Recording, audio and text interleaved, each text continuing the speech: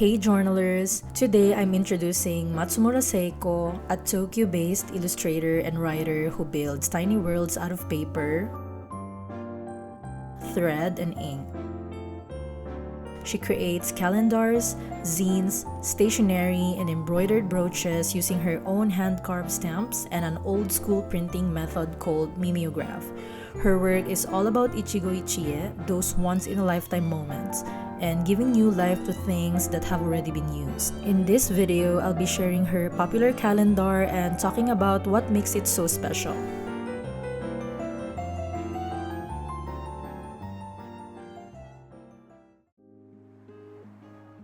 The art exhibition is happening here in Machida City, Tokyo at a lovely place called Tea Therapy Emaiyu from November 4th to 29th. It's actually the only official Korean herbal tea cafe in Japan.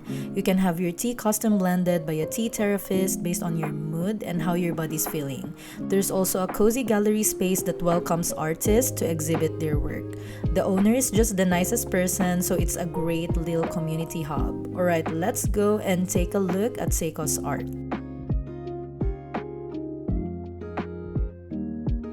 I want to start with this wall of framed pieces. At first, they look soft and simple, but there's actually a lot of handwork behind each one.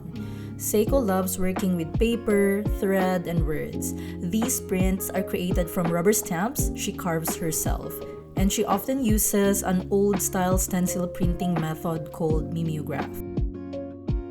She usually prints with oil-based printing ink, calligraphy ink, or oil pastels, so each impression has this soft, slightly uneven texture that feels very handmade and nostalgic. On some pieces, she adds tiny stitch details or a bit of extra color, and later we'll also see how this same love of texture appears in her embroidered brooches. Another big characteristic of her illustration style is how she weaves words directly into the artwork. Little phrases and sentences that sit together with the images. And at the heart of her work is a deep appreciation for those once-in-a-lifetime encounters, what we call ichigo ichie in Japanese. Just to add, I've been going to a lot of events and meeting so many artists, but it's actually quite rare to find someone who speaks English and even weaves English words into their art. That's one of the things that makes her feel really special to me.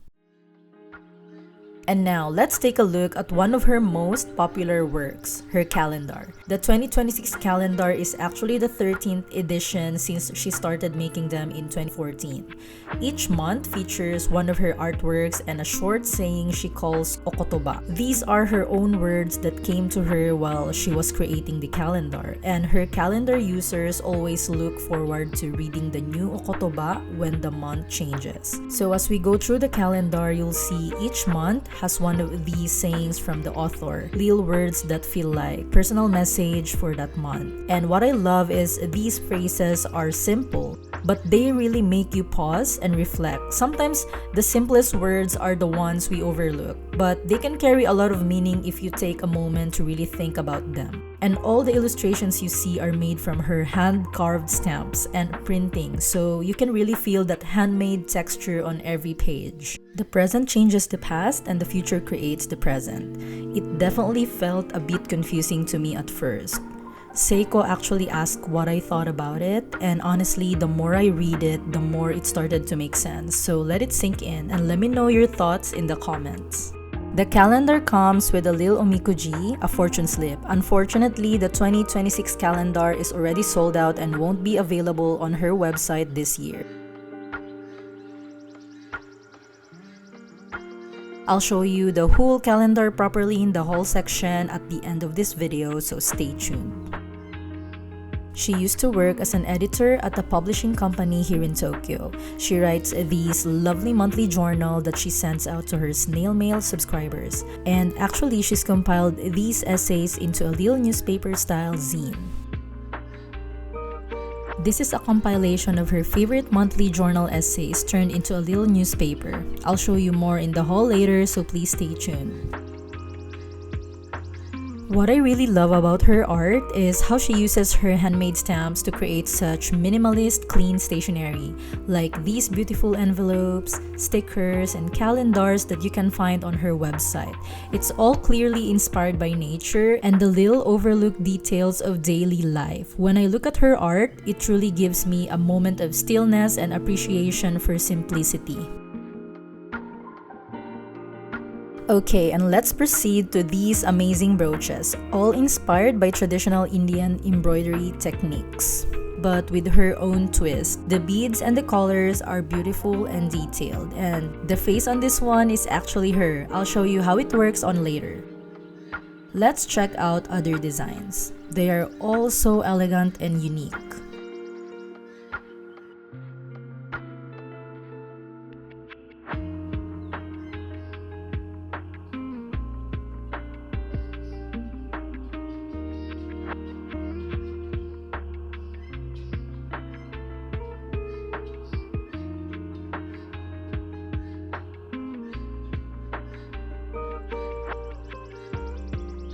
And she tells us that the inspiration of these brooches is actually a flower. So this is the finished product right here. It's so beautiful.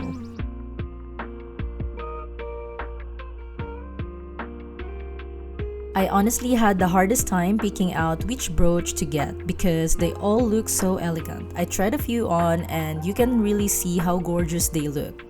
Like when I saw another attendee wearing one, it just added this elegant touch to her outfit. And for this next clip, that's actually Seiiko-san herself wearing her own brooch, and I just love how it looks on her. She also creates these unique tote bags. The artwork isn't printed, it's actually stitched onto the canvas. She uses hand-woven patches and beautiful embroidery, making each bag a detailed wearable piece of handmade art. And it gets even better. She doesn't just create these pieces, she actually hosts mending workshops where she teaches people how to do this themselves. She focuses on remaking and upcycling damaged or outdated clothes like sweaters with moth holes or stained items, using those beautiful stitching and wool felting techniques. It's truly about turning flaws into features and sharing that slow, beautiful process with others.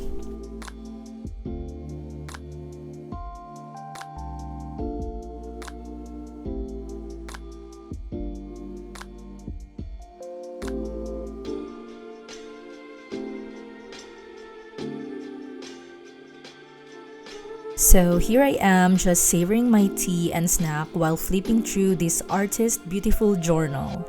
Just me, a cup of tea, and all these lovely illustrations.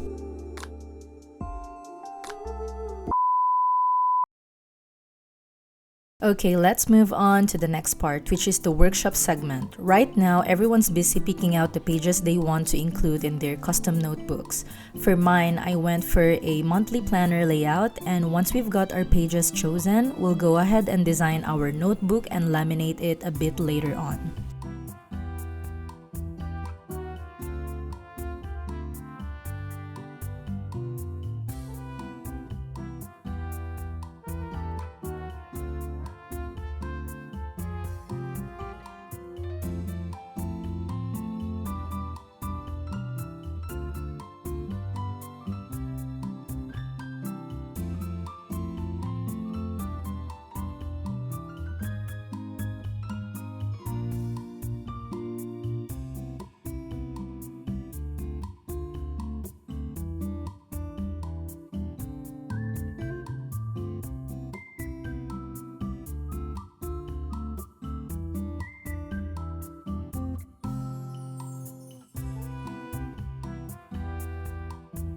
Alright, now we're at the part where we get to use this binding machine to put our notebooks together.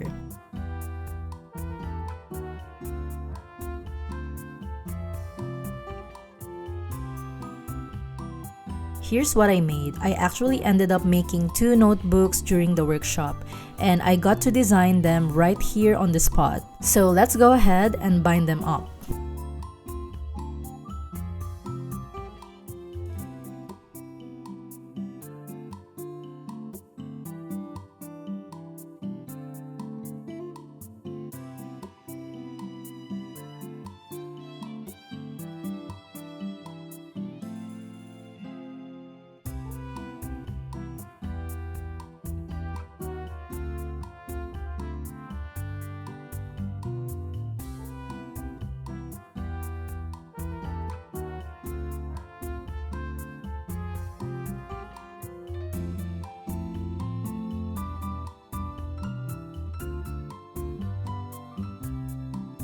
Let me introduce you to the cafe where Seiko-san's art exhibition was held. The whole concept of Tea Therapy is truly holistic. Not only they offer that amazing personalized consultation, but they also have a healing foot bath space right here in the shop.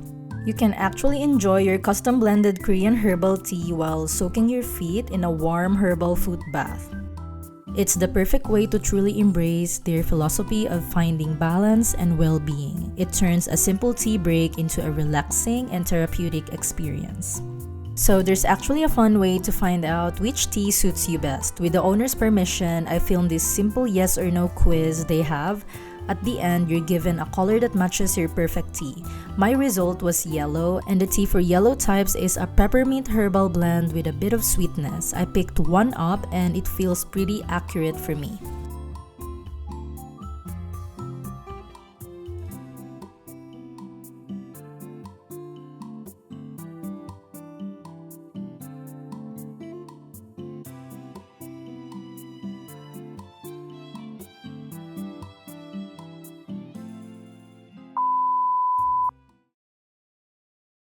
For this segment, I'm going to show you my haul from the art exhibition.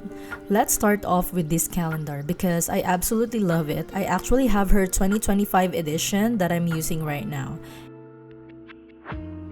And this new 2026 calendar that I gave you a little sneak peek of earlier, we're now going to flip through it together from January to December.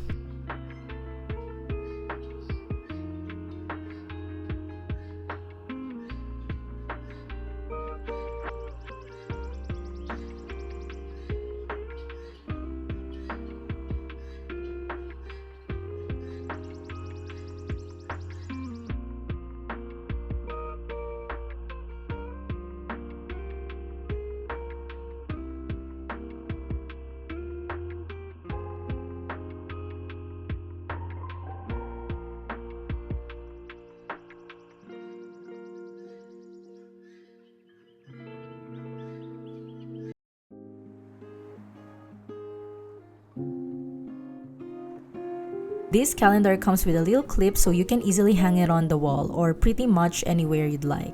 I have my 2025 version right here in my little journaling corner and I hang it up this way so I can always see it while I'm working on my journal. So let's proceed to this monthly journal. It's called Recollection of a Camera. What's really special is that illustration is drawn by the artist herself and she wrote the essays too. I love that personal touch.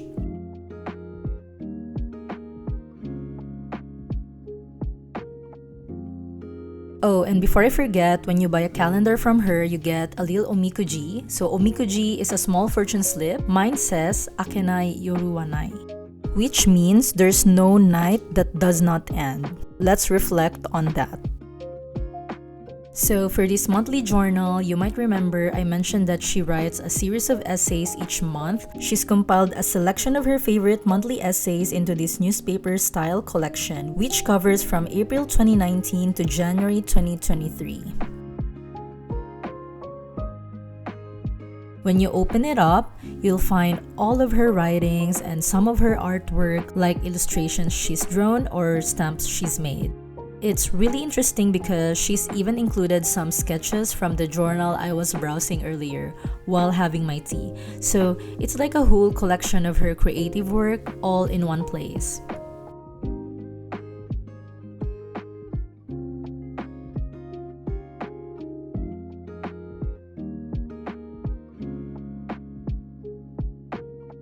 She even included a horoscope section because, you know, newspapers always have the horoscopes. She does tarot readings too and she speaks English. So if you're interested in her work, I'll put all her contact info in the description.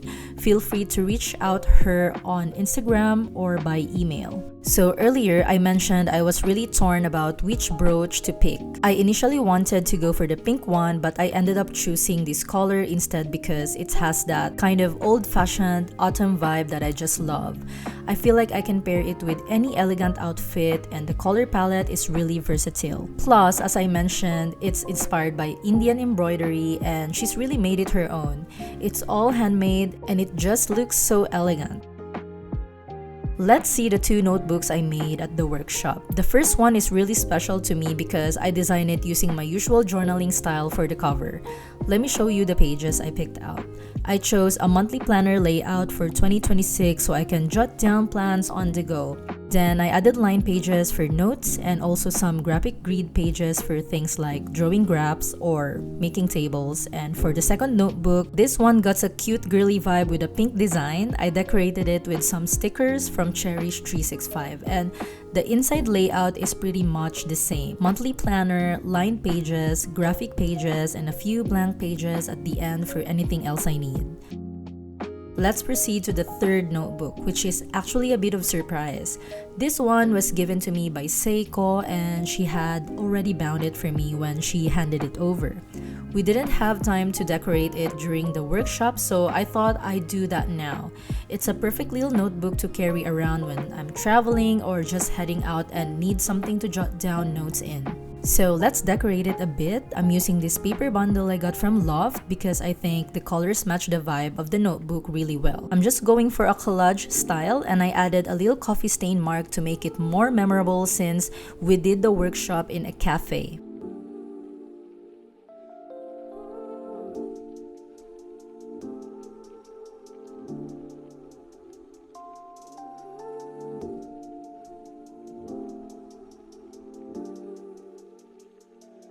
And there we go. This is the final design. So now we have these 3 notebooks from the workshop and I absolutely enjoyed making them.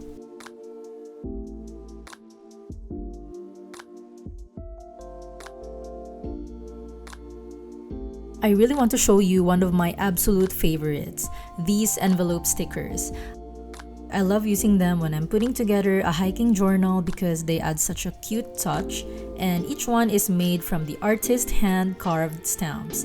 There are 4 different designs and they are just perfect. And now let's talk about the tea that I got from Tea Therapy Cafe. I picked up this tea there because I spend a lot of time working at my desk and I thought it would be perfect to help with those little headaches from staring at the screen. The shop owner was incredibly kind and even gave me a little gift of chai tea. I'm so excited to try it out and use it while I work.